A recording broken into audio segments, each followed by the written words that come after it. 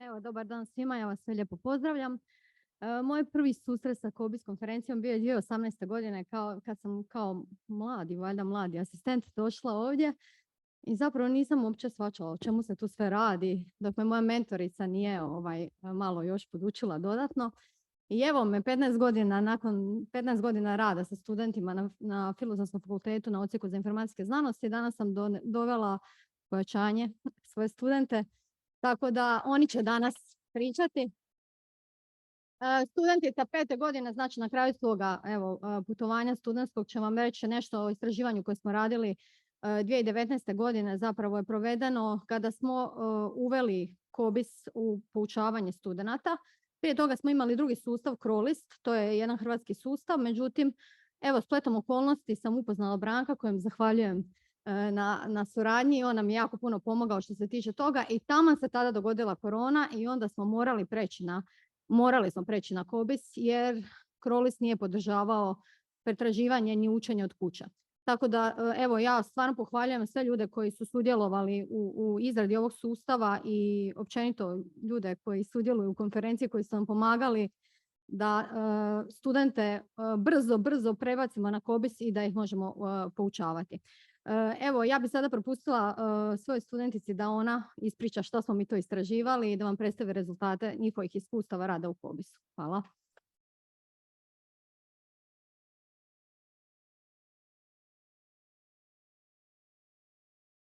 Dobar dan. Evo, ja ću vam ukratko predstaviti organizaciju informacija i katalogizaciju kao temelj obrazovanja informacijskih stručnjaka. Ukratko, samo uvodno, poučavanje i učinkovito podučavanje naših studenata je nešto što je zapravo temelj i osnova naše struke i samim time velika je potreba zapravo i za jakim stručnim dijelom u kontekstu same prakse, no i teorije. Također pokazat ćemo rezultate istraživanja gdje smo se osvrnuli pretežito na iskustva i mišljenja naših studenata koji su usporedno radili u našem knjižničnom sustavu CROLIST, ali i koji su se iskusili po prvi puta sa COBIS-om. Izvorno polazište načelo knjižničarske informacijske profesije je nešto što od prve godine studija smo svi naučili i samim time izrada bibliografskih zapisa je nešto što je nama uvijek na prvom koraku u kontekstu pravilnika Eve Verone, odnosno PPIAK-a. Neprestane promjene propitkivanja se konstantno nama događaju na studiju. U kontekstu treba se i novi pravilnik isto tako još doraditi i do kraja napraviti. Trebali bismo potpuno promijeniti taj aspekt. Te također, kao što učimo u online okruženju raditi, na isti način ipak učimo tradicionalnu ručnu katalogizaciju. I također, uvijek se pojavljuje pitanje kako trenutno, ali u buduće izučavati buduće stručnjake. Podučavanje na našem odsjeku, samo ukratko. Po Bolonji smo na informatologiji na prediplomskom jednopredmetno ili dvopredmetno, na diplomskom također u kombinaciji nakladništvo ili informacijske tehnologije. Samo kratko neki od kolegija na kojima učimo su uvod u knjižničnu informacijsku znanost, organizacija informacija 1 i 2, metapodaci identifikatori, to se tiče prediplomskog studija, a na diplomskom imamo teoriju i praksu organizacije informacija i predmetno označivanje i pretraživanje. Svaki od naših studenata bi trebao steći određene vještine makar na osnovnoj razini, što se tiče računalnih vještina, komunikacijskih vještina, samim time snalaženja u kataložnih alata, izvora, same funkcionalnosti organizacije bilo koje ustanove, ne samo knjižnica. Za strojno čitivu katalogizaciju koristili smo CROLIST prvenstveno, ali i Kulto. Međutim, kako je profesorica navela, prešli smo na COBIS što se tiče vježbe na našem fakultetu i odsjeku. Tijekom cijele pandemije su vježbe bile odrađivane online i stoga smo dobili malo drugačiji uvid nego kako bi to bilo inače kada smo uživo. Najbolji stil učenja i podučavanja. Evo, ja bih samo da rekla nešto o perspektivi edukatora kao mene, koja sam zapravo vodila 15 godina. stvar je u tome što prije možda 5 godina nisam shvaćala zapravo da studenti dosta stvari ne razumiju, da im je to preapstraktno, naravno kao što je bilo meni kad sam studirala. I onda smo morala razviti neke nove, ajmo reći, načine poučavanja zapravo studenata. Često sam shvaćala da zapravo ne shvaćaju zašto mi to uopće radimo, koji je cilj zapravo prvenstveni katalogizacije, tako da sad ko papagaj svake godine, znači pišu inicijalne ispite, ponavljamo, već vjerovatno kad sanjaju mene po noći za šta nam to služi, ali na kraju zapravo moj konačni cilj je da kao edukator pružim da oni kad završe studij znaju čemu to služi. Pravila i ovako, mislim, svi većinom zaboravimo ako ih ne ponavljamo, tako da tu sam isto vidjela da ne vole baš na pamet ništa učiti, pa smo onda nekako razvili te nove, ja sam razvila te neke nove metode poučavanja gdje sam više na vizualno išla, jer sam primijetila da studenti dosta vizualno pamte katalogizaciju, pa sam to nekako predstavila kao nekakva 3 kvadrata bibliografski zapis. I onda i stalno im govorim, nemojte to nikom govoriti da vam ja to tako predajem, jer to nije tako, to nigdje ne piše, nego tako sam shvatila da bolje uče. Također sam im uvela puno primjera iz stvarnog života, gdje bismo prvo pretraživali katalog i oni bi morali pretpostaviti kako će neki korisnik tražiti neku knjigu i onda smo to povezivali sa bibliografskim zapisom, odnosno učenjem pristupnica, tko je autor, kako se izrađuju zapisi. Znači sve je to zapravo puno bolje bilo kada smo povezali nekako tu našu struku sa nekakvim stvarnim životom. Jer današnji studenti uglavnom sve rade online, društvene mreže su im ono što prvo zapravo pretražuju, tako da ja nekako sad pokušavam to prevesti u njihov jezik na koji oni to shvaćaju. Evo, tu su neke zapravo stvari koje sam ja uvela kao edukator, međutim i studenti su dosta pomogli.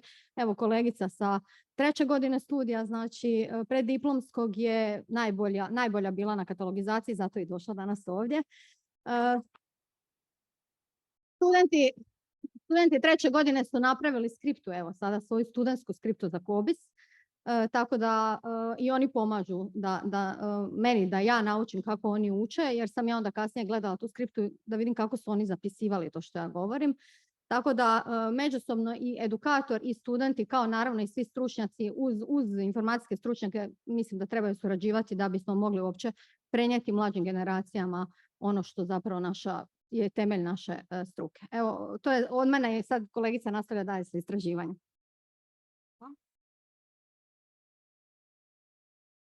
Da, dakle, što se istraživanja tiče, mi smo 2019. dakle dobili prvi puta pristup ovdje od instituta. Također, usporedba rada od 2 knjižnična sustava, kao što sam rekla. Onaj tko ne zna Crawlist, potražite se, pogledajte si, Crawlist je kao igrica iz 80-ih, tako da Kobis je nama bio na neki način vrlo ugodan šok i jako velika razlika. Tako da smo već mogli otprilike očekivati što će studenti misliti o njemu i kako će iskustvo rada biti. Dakle, anketa uživo i tada i anketa online, naravno zbog pandemije. 2 pitanja otvorenog tipa smo postavili. Prvo da studenti napišu nekakav kratak osvrt na rad, odnosno kako su doživjeli, što im se sviđa, što ne.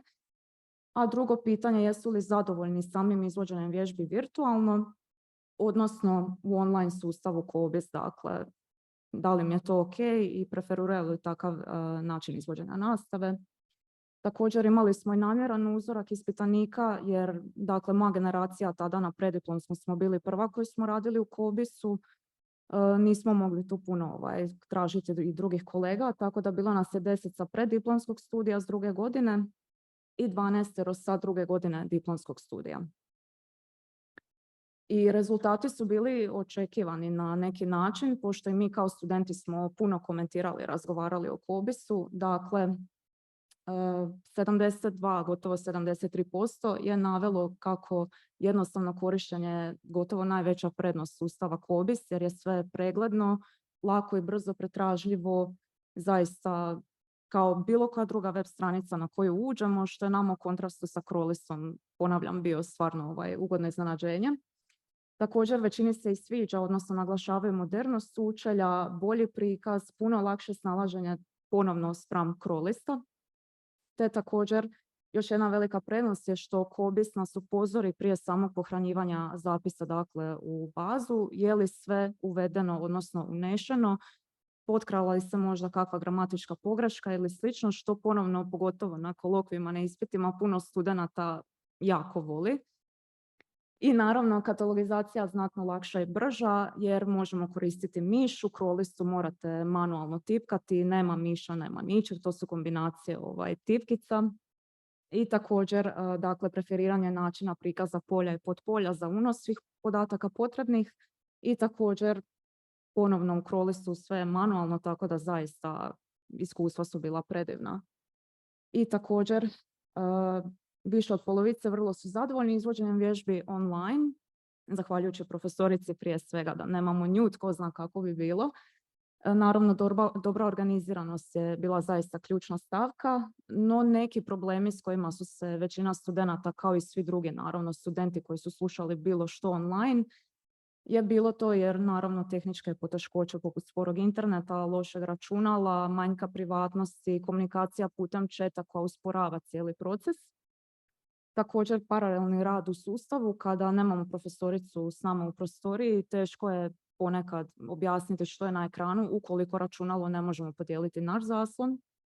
Također, većina studenata je željela i htjela da provođenje vježbi bude uživo jer su upravo smatrali da taj izravan kontakt i ukazivanje na pogreške bi puno ljepše prošlo. Također, većina studenata bi željela i mogućnost rada u COBISS-u na hrvatskom jeziku, iako mi razumijemo neki dio slovenskoga i također možemo narediti u postavkama bosanski jezik, ali ipak voljeli bi ako bi postojala i ta inačica. Dakle, nastavak na ručno deskriptivnu katalogizaciju, odnosno na tradicionalan način.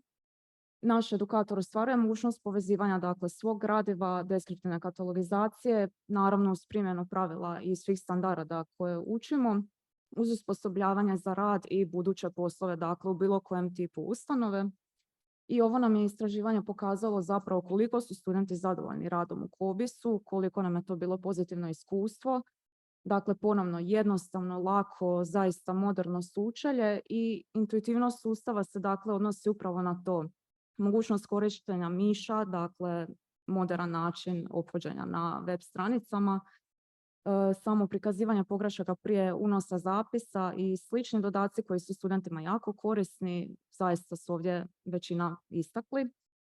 I također, eto, nepostojanje verzija na hrvatskom jeziku i naravno određeni negativni aspekti virtualnih vježbi su jedini nedostaci koji su naši studenti naveli. Dakle, neprestano davanje primjera iz stvarnog života, kao što je profesorica navela, je također stavilo i nama kao studentima katalogizaciju jedan shvatljiv, svakodnevan primjer, dakle, pogotovo za one koji žele raditi u knjižnici ili u sličnoj ustanovi. Također, vrsta izvođenja, vrijeme i sam način izvođenja nastava je uvelike utjecao i stoga smo svi zahvalni profesorici na njenom pristupu i načinu i svom uloženom vremenu. I naravno, najvažniji cilj edukatora, što smo mi kao studenti koji planiramo jednoga dana možda biti u nastavničkoj profesiji, jest upravo pružiti, dakle, uvid u svrhu i korisnost katalogizacije, odnosno kako i zašto uopće katalogizirati. Hvala vam lijepa.